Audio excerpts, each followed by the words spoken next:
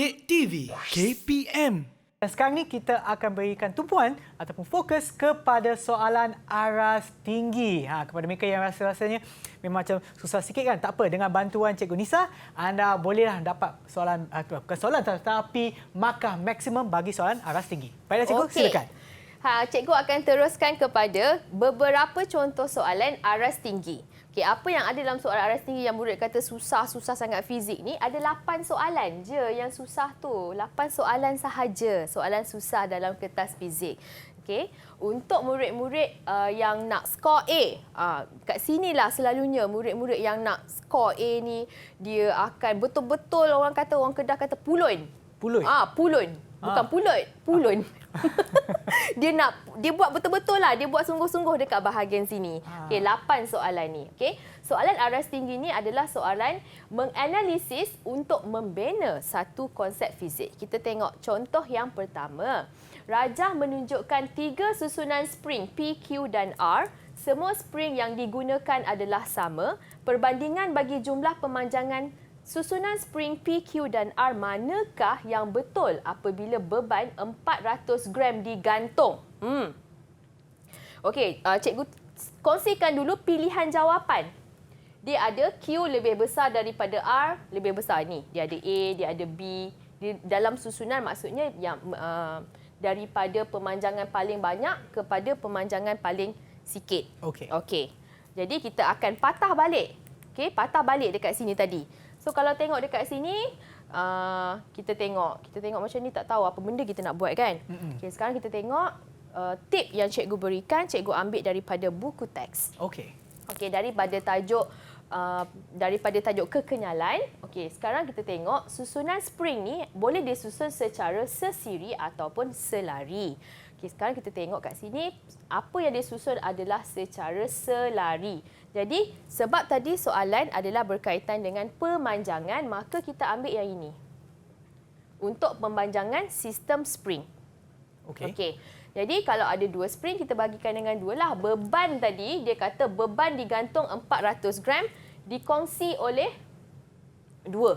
Itu kata X bahagi dengan 2. Okey, maka kita tengok warna merah dulu. Okey, warna merah dulu. Lepas tu kita buat pula untuk Q. Kita kena buat satu persatu. Kalau tengok yang ni X per 2. Bawah ni X.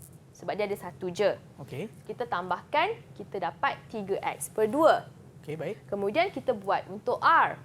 R ada 4 spring. Kita buat X per 4. Bawah ni ada 2 spring, maka X per 2. Kita tambahkan, kita dapat dekat sini 3X per 4. Tengok, 4. Yang ini 2. Yang ini 2. Macam mana kita nak bandingkan? Sebab tu kita kena tukar semua kepada nombor 4 ni. Pecahan dia. Jadi, bila kita dah kira, kita susunlah. Kalau kita susun, kita tengok yang mana yang paling besar nombor dia? Q. Tengok nombor Q. Jawapannya A. Taklah susah sangat kan?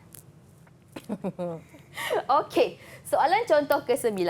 Rajah menunjukkan graf V melawan I untuk menentukan DGE dan rintangan dalam satu sel kering. Pasangan manakah yang benar? Okey, sekarang kita tengok, cikgu kongsikan tips. Murid-murid kena tahu bahawa ini kita nak analisis graf. Bandingkan aja dengan Y sama MX tambah C. Okey, ni cikgu dah kongsikan dekat sini. Dengan persamaan DGE ni, hubungan antara DGE dengan rintangan dalam. V sama dengan negatif IR, I tambah dengan ni epsilon. Simbol ni dipanggil epsilon. Jadi, untuk cut it short, apa yang cikgu boleh katakan, ini adalah pintasan Y sama dengan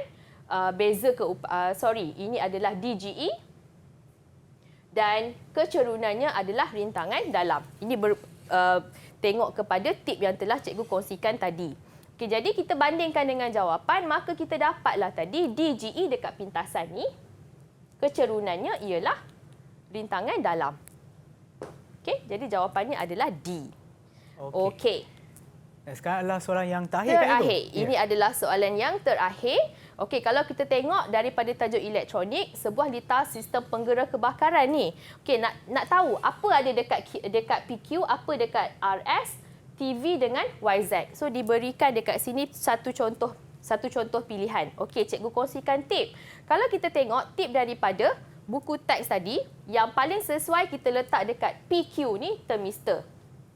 Dekat sini R sejenis rintangan, perintang. Lepas tu YZ, yang inilah.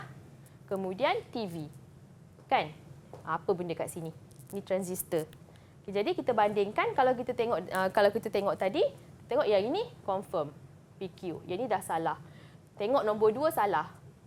Pangkah. Dah. Habis. Nanti mendapat jawapannya. Okey, itulah jawapan dia.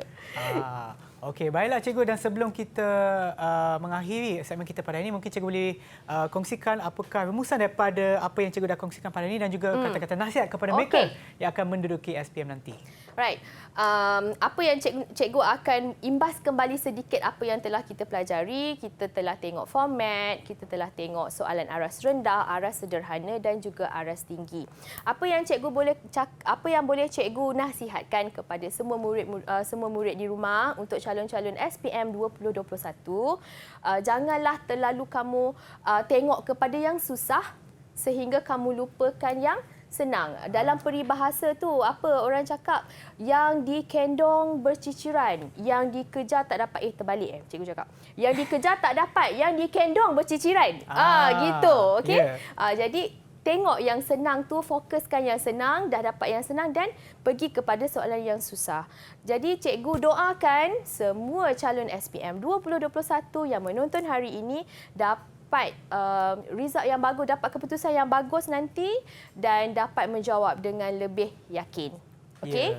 Cikgu tutupkan dengan di mana ada kemahuan, di situ ada jalan. Okey, baik, cikgu. Terima kasih Cikgu Nisa dan juga kepada mereka yang menonton sekarang. Harap panduan dan juga tips dan juga teknik menjawab yang dikongsi oleh cikgu pada hari ini akan anda gunakan nanti apabila menjawab soalan pada apabila anda menduduki SPM pada bulan Mac nanti. Didik TV KPM.